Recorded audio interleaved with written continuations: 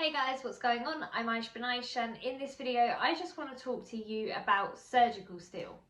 So before we get into this video, I just want to say that this is as I understand the situation. Like, as far as I know, this is why I use and we as an industry use the materials we use. Long story short, something being made from surgical steel doesn't mean it's high quality. Surgical steel doesn't really mean anything in terms of quality. The term was originally coined to describe steel alloys used in medical application, such as making surgical instruments, and that's where the name came from.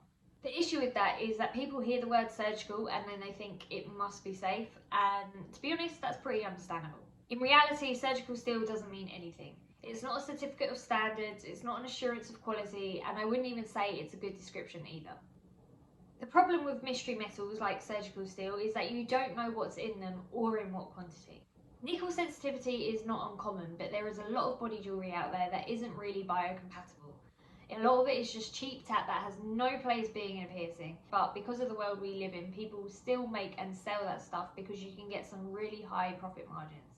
Body jewellery with too high a nickel content can cause problems such as irritation, allergic reactions, and piercing bumps.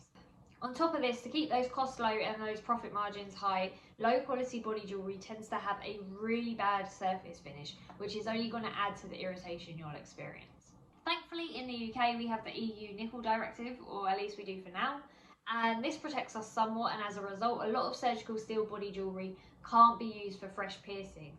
However, some of it does pass the standard set for it to be used in healed piercings. But this is where I remind you that just because something passes a test does not mean it is recommended. The whole idea behind this video is to discourage you from getting any of it because you don't know what's in it. Your body deserves the best, not some mystery metal bullshit. So if surgical steel is a no-go, you might wonder what you should be looking for.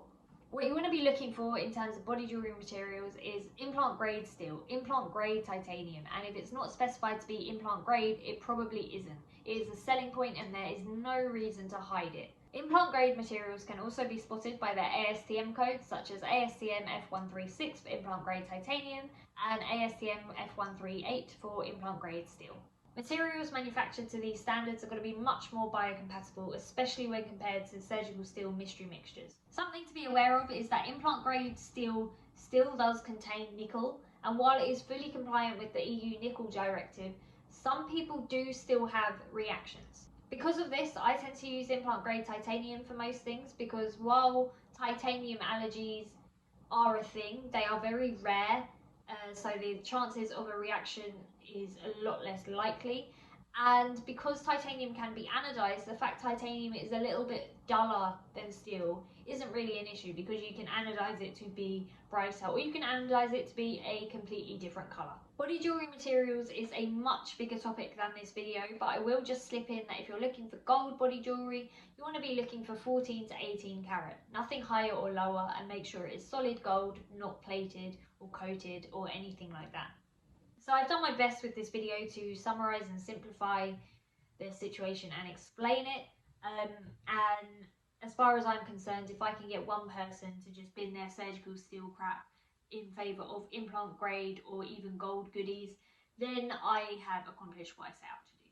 The issue I often have when explaining this topic to people is that those who have worn surgical steel in the past and have had no issues are sometimes reluctant to pay a little more for better materials when they can get away with wearing the cheap stuff. It's usually not until they get some complete shite labelled as surgical steel and then they start having issues with it, and that's when they realise that they need to start investing in higher quality pieces.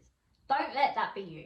Being fine with some of those mixtures doesn't guarantee you immunity from some of the issues other mixtures might cause you just because it's labelled as surgical steel and it's all the same, not really thing.